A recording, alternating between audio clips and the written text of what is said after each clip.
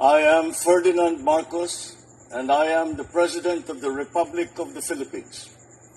I stand today on behalf of 110 million Filipinos. Hello Universe, it's me again. Ayan, shout out sa inyo mga beswa, sa mga Marcos Loyalist supporters, Filipino AOFW. Shout out sa inyo. Ayan, kahapon guys, meron tayong in-upload na videos. Good news yun, no? Sa sinabi ni Secretary Angara. Pero ipapakita po natin, ito yung mga highlights kahapon na si Pangulong Marcos Jr. Aba, natutuwa talaga siya. Kaharap niya guys yung mga chikiting, yung mga bulilit ba. Ito po yung bagong programa ni Pangulong Marcos Jr. Binubuhay niya ito guys na panahon pa ng ama niya. No, itong daycare center kasi, karamihan po sa buong Pilipinas ay walang daycare center. So, ang gusto ng Pangulo, lalagyan niya po ng daycare center ang bawat barangay. So, ang bawat LGU. Kasi maraming sa LGU, sa local government, so walang daycare center, no? At saka isa pa, nako, kung ano po yung ginawa ng ama niya nung panahon ni dating Pangulong Marcos Sr., yung mga pagkain ba, mga nutriban, yung mga masustansyang mga pagkain. Ngayon, ibabalik niya mga kababayan. So, nakita nyo yan, no? Aba, talaga naman. Basahin po natin ito at pakinggan nyo yung mensahe ng Pangulo. Napakaganda ito, mga kababayan. Sa totoo lang, no? Ito, daycare ito, guys, oh. Kayo ba, dumaan kayo sa daycare? Ako hindi, Dumiretso ako ng grade 1. Ngayon, tingnan nyo mga highlights, guys. Ay, talaga naman. Ito, mga kababayan, sa palasyo. Sa totoo lang. Tingnan mo naman, no? Oh, katuwa-tuwa nila. Ibang klaseng laruan ito, guys. Oh, malinis na malinis. Tingnan nyo naman, oh.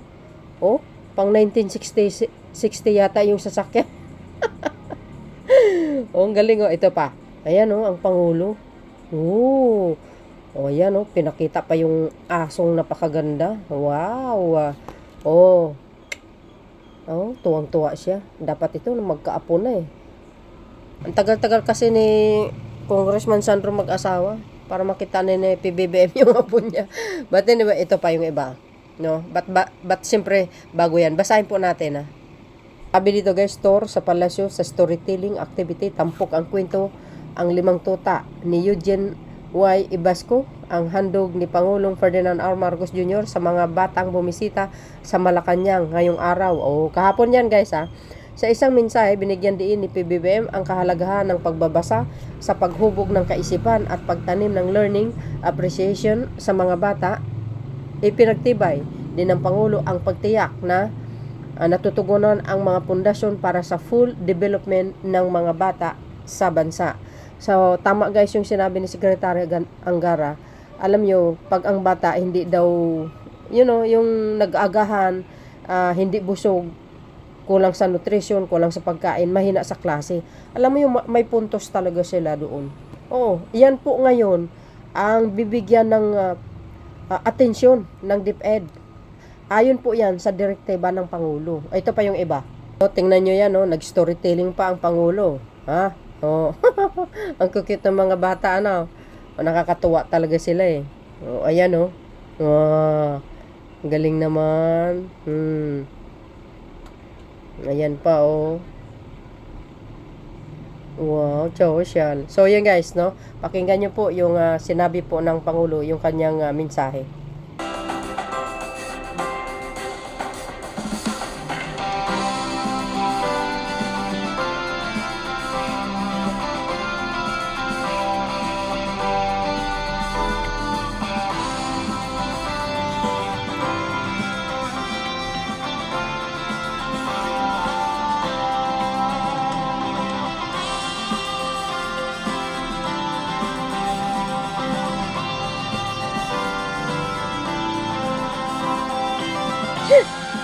Ang kukulit.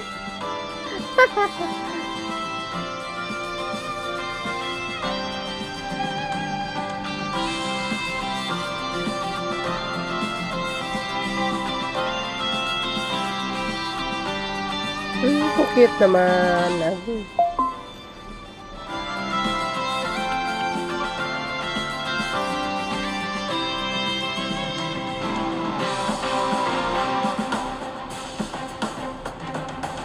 Naku, my bag.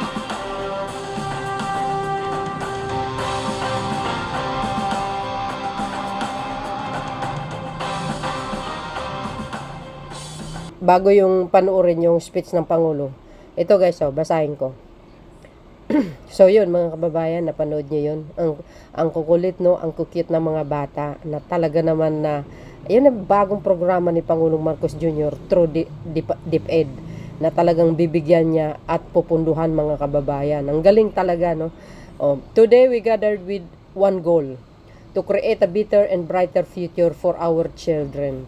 Today, our agencies are working hard to make our education system right for our students, stated President Ferdinand R. Marcos Jr. during the ceremonial signing of the Joint Circular on the Establishment of Child Development Centers, which is ang CDCS, by the local government units, LGUs, at the ceremonial hall in Malacanang Palace. Maganda po yun, ano. Sana po yung pundo na ito sa mga LGUs naman talagang ipukol nyo po sa mga kabataan. Kailangan po nila, no.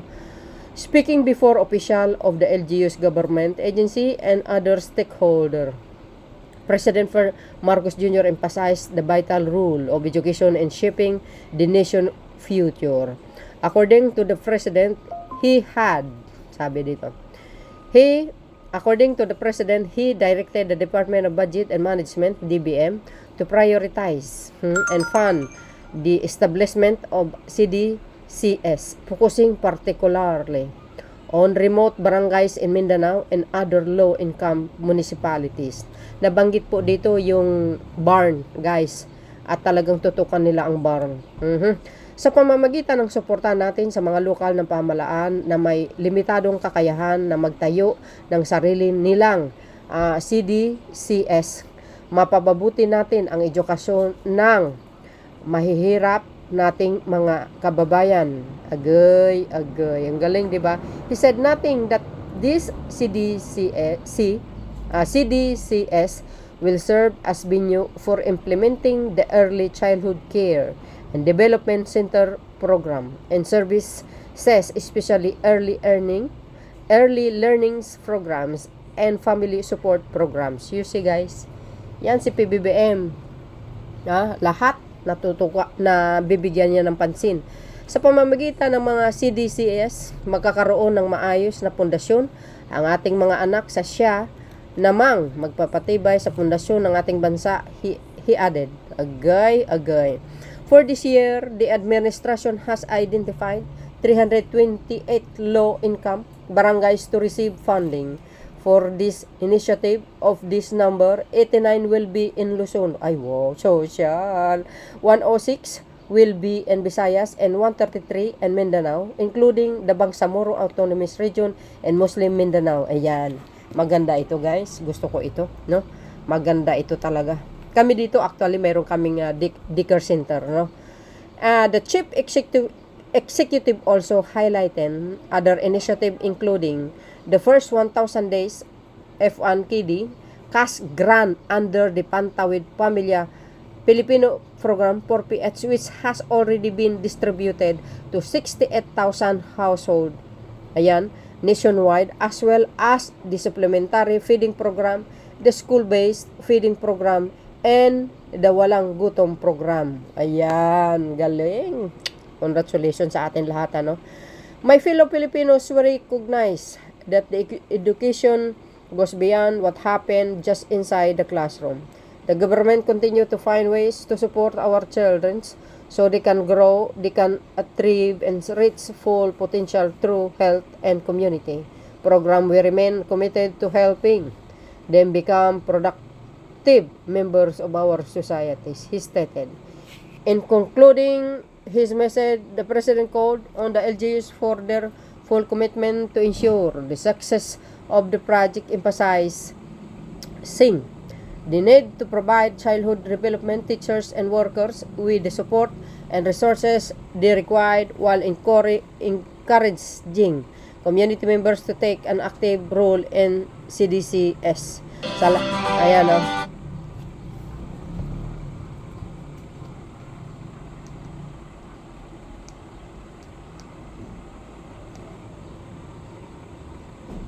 Sa lahat, sabi niya, sa lahat ipakita natin ng ating kabataan ang pagiging bagong Pilipino, disiplinado, mahusay at mahal ang bayan. Let us carry on with our work so that every child can grow up knowing that they are valued, knowing that the hands that guide them belong to the ones who are unyielding in their love for this country. President Marcos Jr. Ayan, said in closing. Sa totoo lang guys, no? Sa kanya lang naisip niya yung ganyang klaseng idea. Napakaganda ito, mga kababayan. Alam po natin sa mga itong mga nakaraan sa mga estudyante, medyo nahuhuli po sila, mga kababayan, pagdating sa international contest medyo ang layo. Pero nung mga panahon pa ni dating Pangulong Marcos Sr., magagaling ang mga kabataan, mga bright ba? Grabe. Tama naman po yung bagong proyekto ito ni Pangulong Marcos Jr. na talagang tutukan itong ating mga maliliit na chikiting na kailangan talaga fully nutrition sila yung magagandang mga yung mga sapat na pagkain para sa kanila, para nang sa ganun guys, yung utak nila talagang maaliwalas pag sila ay nakikinig o sa kailang teacher, magigets lahat yung mga lesson ba, lalo na sa mathematics, ganun ba. Tapos madali sila makaka-catch up kung ano po yung itinuturo ng mga madam nila sa kanila, no? At saka masigla, healthy with the vitamins. Kailangan talaga yan. Totoo yung sinabi ni Secretary Angara. Pag empty yung utak mo, wala kang sapat na pagkain, wala talaga, no? Magiging bio ang bata. Ayan.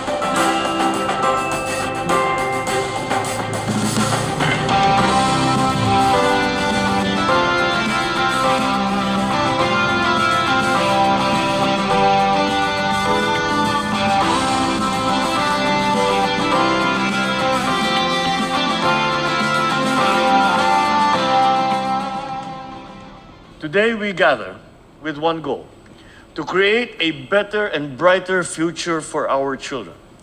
Today, our agencies are working hard to make our education system right for our students. Last 4th March, I directed the DBM to prioritize and to fund the establishment of Child Development Centers or CDCs, especially in the more remote barangays of Mindanao and other low-income municipalities. Sa pamamagitan ng suporta natin sa mga lokal na pamahalaan na may limitadong kakayahan na magtayo ng sarili nilang CDC, mapapabuti natin ang edukasyon ng mahihirap nating mga kababayan. Sa pamamagitan ng mga CDC, magkakaroon ng maayos na pundasyon ng ating mga anak na siya namang magpapatibay sa pundasyon ng ating bansa. To our LGUs, we need your full commitment to ensure the success of the project. You must provide our childhood development teachers and workers with the support and resources that they need, while encouraging our community members to take an active role in the CDCs. Maybe a small step, but it is a crucial one in looking after those who will inherit our motherland. Sa ating lahat, ipakita natin sa ating kabataan ang pagiging bagong Pilipino, disiplinado, mahusay, at mahal ang bayan.